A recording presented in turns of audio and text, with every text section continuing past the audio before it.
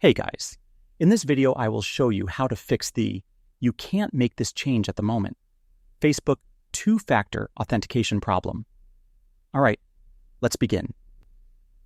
First, open Facebook and tap on the menu at the bottom right. Scroll down and select Settings and Privacy, then tap on Settings.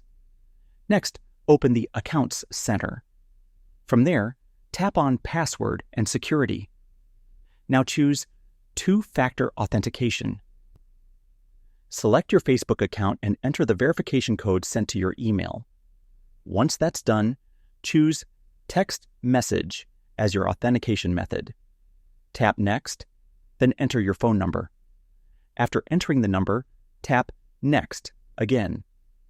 Finally, enter your Facebook password to confirm the setup. By completing these steps, you are switching your two-factor authentication method to text message, which helps bypass the error message that says you cannot make this change at the moment.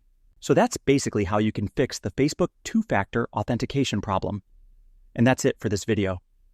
If you find this video helpful, please consider subscribing and leaving a like. Thanks.